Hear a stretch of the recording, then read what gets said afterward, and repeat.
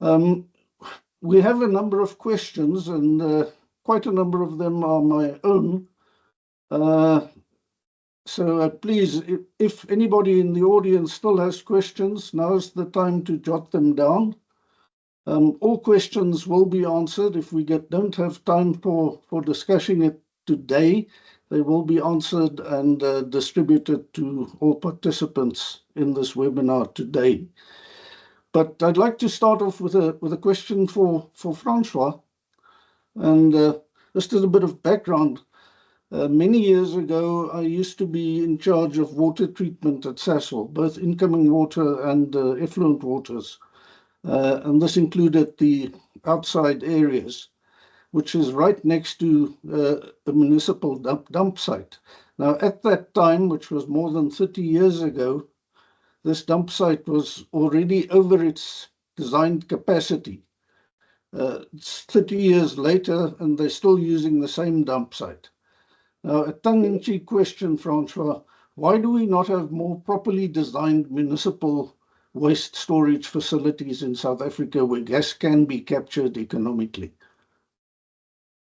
That's a very interesting question, Yuri. I think just as with wastewater in South Africa, it's not a very attractive investment, if I compare that to municipalities at least. And I think that's looking at the water sources, which is a whole other topic of as well, is that our wastewater systems are polluting our drinking water systems. And the reason is that money is spent on the inlet side, but not on the outlet side, from a municipal point of view. And I think that's one of the big problems. Thanks, Francois. A question from Wilmin as to how much waste is needed for an economical biogas setup. That's a also good question. So a lot of it depends on the consistency of the and composition of the waste. So, for example, we are developing energy crop-based systems, and you need about roughly 100,000 tons of energy crop per annum to produce 0.5 petajoules of gas. When you look at something like food waste, the reason why we eat the food that we eat is because it's so energy rich. So you can produce even more gas with less waste, depending on the consistency and the energy density of that material. Okay, thanks, Francois. I think let's go to a question for Freek. One from Aditya Hegde from Paletek, India. He said, what would be the average time required to setting up a coalbed methane field? Freek? Yeah, it depends on the size, of course, but typically we have assumed for the 100 megawatt field, for example, the drilling, and that will take around about 18 months. To drill the 2,500 wells. It depends how many drills you bring in, of course. That is quite a time-consuming process. Getting all the equipment there and all that equipment delivery is also around about 18 months to 2 years. The thing that's normally the sort of critical path item is the environmental impact assessment and approvals of those things, which if you can handle it well, it's also around that order. So I would say probably from the time you have financial closure, it will be about 2 years. The other part of the coin is, of course, to get financial closure sometimes take quite a bit of time. To convince people that you have a viable option, of which Francois can probably comment a bit on their experience there also, but that could be maybe another couple of years. I don't know any of my other colleagues can comment on that. Yeah, of course, I could add, after financial closure, you obviously at that stage determine what are you going to do with the gas, like in Freek's example, power. So the time to set up your power plant or set up your maybe LNG plant is actually the long lead. in that period, you can definitely do the drilling of your wells in the context of CBM in Southern Africa. It just depends how much wells and things like that. So the wells, from that point of view, is not the critical part. It's definitely the critical part to get your approvals and decide where to do it, but that's before financial closure. Thanks, Koos. Another question from my side, and this is probably directed to Freek as well. Small-scale LNG facilities are typically defined as plants producing less than 500,000 tons per annum. You've shown your hub and spoke picture there. It sounds as if you're talking about facilities significantly smaller than this in the South African context. Yeah, and also maybe even globally. I mean, that definition that you quote, Yuri, around 500,000 tons and less that is correct, and then to divide it up into small scale and micro scale and all sorts of things like that. When we looked at LNG, small LNG plants, and whether it's now small scale or micro scale, I'm not sure, there is quite a market for plants around about 60,000 ton per year. And that's what we're really talking about, hubs of 60,000 ton. If you say a 7 petajoule hub has 10 of those units, I think I said, then you come to 600,000 ton, which is perhaps sort of at the upper limit of small scale, but we do not see individual units in South Africa, or I don't see individual units of 500,000 tons.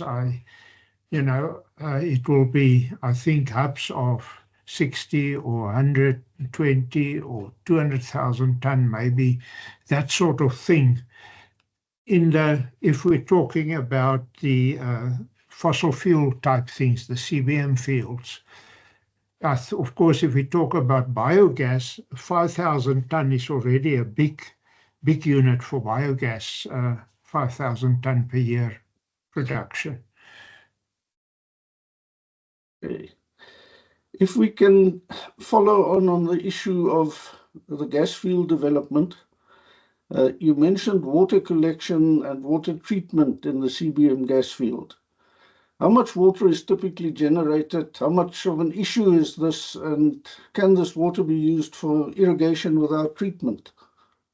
Yes. So let's take the example of a 100 megawatt again station. It depends widely from field to field about the water table, the porosity, and all these things. But let us say such a field will typically produce about 3 megaliters of water a day. Of that order, it will be treated to ultra pure water that can be used for irrigation. In Canada, there are examples of some farms and how much they benefited from the additional water that was produced. Interesting thing is the water is so clean that a specific company wanted to use the water for drinking water for the wild animals on the farm, but the animals wouldn't drink it because there's no salts in it and so on. So they had to add back some salt to make it palatable. And it's not just like distilled water, but it's really usable and can benefit the farming quite greatly, I believe. Okay, thank you. Another question, and probably also to you, Freek, from Aditya. From your experience, what is the usual composition of coalbed methane gases? And are there any special considerations for a CBM operator to consider when producing LNG from the produced coalbed methane? Yeah, there's a big difference between different CBM fields, and even in, let's say, a certain area between different layers of coal and so on. So the worst I have seen is like 50% methane only and 30–40% CO2, whereas other fields, and especially in India, for example, have better than 98% methane in it. Now, the cost of removing the CO2 is quite a bit, so the lower your CO2 content is, the better it is, the cheaper your upfront treatment will be. The other thing that is quite important is the nitrogen content, whereas you must produce, if you do produce LNG, this is applicable, you want to produce LNG with, say, less than 1% nitrogen in it. And if the nitrogen content goes above, I don't know, let's say 6 or 7% or so, you actually need to upstream remove the nitrogen. It's a cryogenic process, which is quite capital intensive. If it's low enough, you can vent out of the back of your LNG plant, produce a vent gas that contains most of the nitrogen, but that vent gas must then be utilized for power or something else. You don't just want to flare that. So every field has almost its own optimized solution, if I can put it like that, that one has to look at. It's not sort of a fit-for-purpose thing in terms of the gas cleanup, the power, the utilities required, and so forth. Okay, thank you. Another question from Senoti Mapumelu, and it's probably to all three speakers, and that goes about the availability of technologies. He specifically asks about the availability of technologies for onshore gas and CBM to new natural gas entrants in the field. And how do you see gas infrastructure development from individual onshore gas development projects to natural gas users, i.e. pipeline infrastructure and so on? Not sure whether that question comes across totally understandable, but let's talk about the availability of technologies for onshore gas and CBM. You want me to start? Yeah, why not? We see your face. The big issue around the onshore thing is if you want to develop a big gas field with, let's say, 1 million ton a year LNG liquefaction technology, that is certainly available. You have a lot of capital, and you have to get all the offtake agreements and all these sort of things. That's why we feel that small stepwise developments are maybe preferable. So then you're looking for technology that can clean the gas to put it either in the pipeline or sell it as CNG or LNG. Cleanup technologies are generally available to remove CO2 from the gas mainly. There are various companies like UOP, for example, that sell these sort of technologies and so on, or amine systems and those sort of things. Going to CNG is not such a big issue, I think, with compressing the gas then once it's at the right quality, standard gas compression and so on. When you come to LNG, it's a bit more of a challenge. It doesn't work to take 1 million ton a year plant and then downscale it to 60,000 tons or 100,000 tons. Those plants are very focused on energy intensive operations and very efficient energy usage, and are quite complicated plants. So a number of technologies has been developed recently that is more innovative, less capital required, and so on. So there are maybe 10 or so companies that offer small-scale LNG solutions, if I can put it like that, ranging from nitrogen cycle to hydrocarbon cycle type of technologies, and to the let's call it methane auto-refrigeration type of things, which is offered by Pulertec. So Pulertec has this, what we believe is the sort of most efficient technology at the moment. But there are enough competitors in the market that one can go out and get quotes and compare them without too big a problem.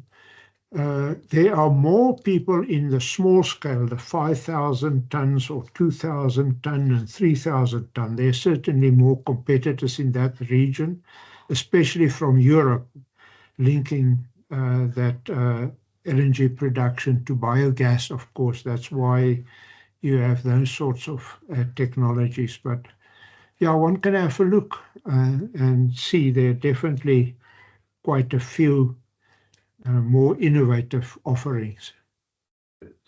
Chris, do you have anything you wish to add to that? Yeah, maybe just in the final application, you have to now replace diesel. Now, how mature is the technology there? To convert your diesel, say, transport trucks on the road, those technologies is quite available. In South Africa, they actually do a lot of that on CNG, but that's also available on LNG, and there's quite a few players in that space. Then to power, I mean, that's quite mature. To convert gas to power of use-run machines, Cat have done it for many years, but then there's quite a lot of new players in there. Then also your truckers actually have now started developing pure LNG trucks. Volvo is a good example, Cat is a good example, and they're very efficient units. So the final application from the LNG as a final energy is becoming very mature and actually very cost effective. Although if you buy a pure LNG truck versus a diesel truck, there's definitely a premium. But our models, and we'll actually talk about that in future presentations, is actually pay that off very, very quickly and makes a lot of sense. I mean, obviously, in the final application of just utilization of gas from a pipeline, we do that all the time. So that's obviously a very common way of doing that. Thank you. Excellent. Thank you, Chris.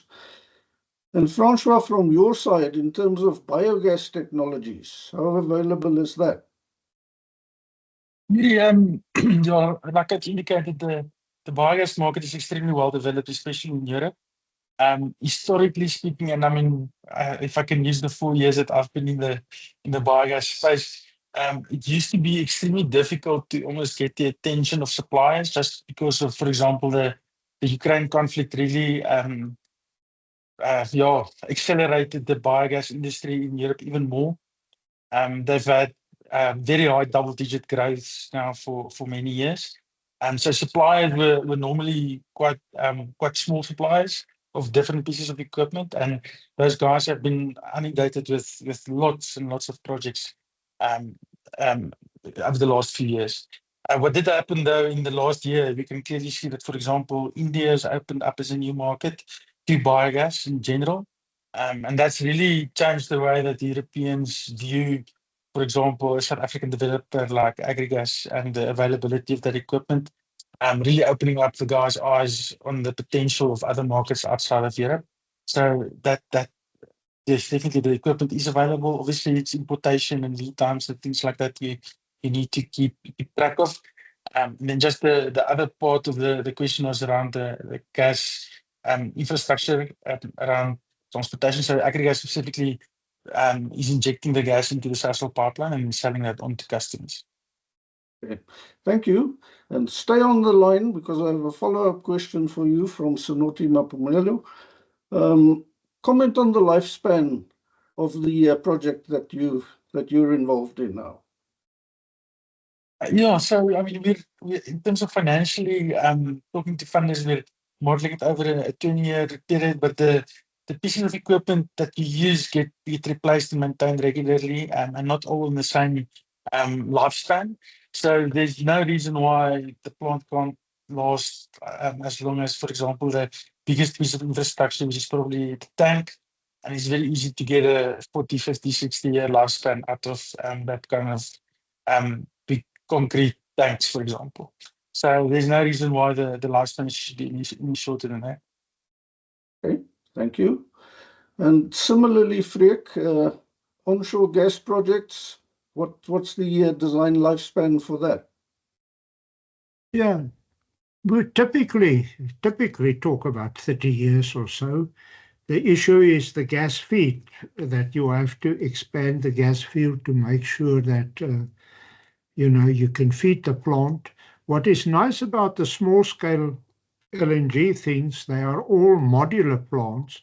So rather than moving further and further and bringing the gas in, one can at some point in time relocate a unit to a different place in the field and so on. So that's where the scalability and flexibility comes in versus having one huge plant in a central place. But it's typical industrial stuff. It could last 30 years or more even. Okay, thank you. Francois, another question for you. Dani van der Merwe wants to know about the fugitive biogas emissions and how a project such as yours can have an impact on fugitive emissions from other waste disposal sites. I'm by no means an expert in terms of the environmental impact of fugitive emissions, but just looking at waste sources for biogas, for example, looking at food waste and landfills, the decomposition of that organic material is inevitable. That's just kind of how everything works in terms of decomposition and production of methane. I'm speaking under correction, but I believe that methane is 200 times more greenhouse intensive gas than CO2. So methane emissions from, for example, decomposition of organic material, whether that's manure or food waste or any of the other waste sources, has a massively negative impact on the environment in the world. And obviously using that material as an energy source and then converting that gas into what we all need every day is a massively beneficial way of using that energy. Francois, fortunately, methane isn't quite as bad as that. Depending on whose definition you look at, it can be anywhere from 23 to 31 times as intensive as CO2 emissions. Okay, a last question, and of course I'm going to direct this one to you. But fortunately, let me say that there is no right or wrong answer. Karoo Shale, you mentioned that, and it's a significant unutilized resource. And I think you mentioned a figure of 48 TCF equivalent. In your opinion, what's the probability of shale gas extraction ever taking place in the Karoo Basin? Yeah, no, I was expecting that you will throw the curveball to me. But the issue with the Karoo, there's actually so many complex drivers in totality. I mean, one is the geology of it. It's very complex. So to really determine what's going on there's quite extensive exploration. And we know also people don't like the methodology of exploration because of the way they're doing it. But then there's serious environmental concerns in the extraction of that. Plus, how do we stand from a regulatory point of view? I mean, it's very complex to get all players in the South African context to agree to actually doing that. I think from economic viability, it shows, and I'm definitely not an expert, but it shows that it's actually a very, very economic and a very good way of doing it. But I'm guessing also you really want to hear about fracking. The issue is fracking on the Karoo scale. And we'll get back to the CBM because people say, but what's the difference? In the Karoo scale, you put some other chemicals in there that there's quite a lot of environmental concerns to be able to keep the frac open, that you can get the product to flow. And all of them combinedly, and I think then also taking the current political situation in our country, that I believe it's going to take many, many years before we can get this off the ground. So that's the short answer. But then get to the CBM. Luckily on the coal bed methane, we don't need those nasty chemicals. We still have to open the fracs, but really you're putting basically sands in the sand, you put sand in the cracks and that opens it up. So you don't have the environmental problems in the coal bed methane. But yeah, I would love to hear maybe my colleagues or even yourself. Now you have strong views on the coal and the shale gas, on what you think is going to be happening there. Well, yes, it was definitely a tongue-in-cheek question. And as I said, there is no real answer for it at the moment. But I think once the decision can be made without all the emotions that are currently in play, we can probably get to a stage where development is possible for Karoo shale gas. Any other comments, Freek, perhaps from your side? No, not really. It is a very confusing area about how it will happen and what will in the end materialize and so on.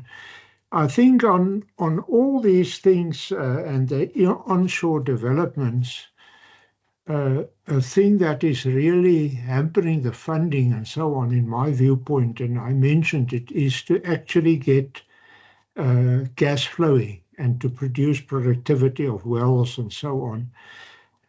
In olden times, people used to flare the gas for a long period and just measure the flow rates.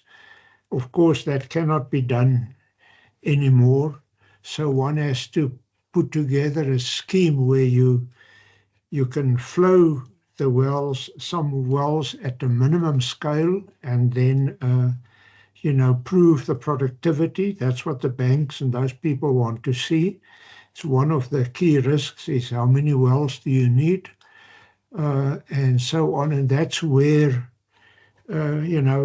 we believe a concept of, like, say, a 5,000-ton LNG type of plant, or maybe a CNG plant where you can actually produce from, say, 10 wells or so for a 6 or a 7 or maybe even longer period, so that you can measure the porosity, the productivity, the decline rate of the well production and so on, is a great need before I think one can get really funding for bigger projects. And I think that SPV project of Kinetico that Koos mentioned is one where there will be some small LNG plants put up so that we can start seeing the productivity of the field. Okay. Thank you to our presenters and for their ability to field all these questions that were posed.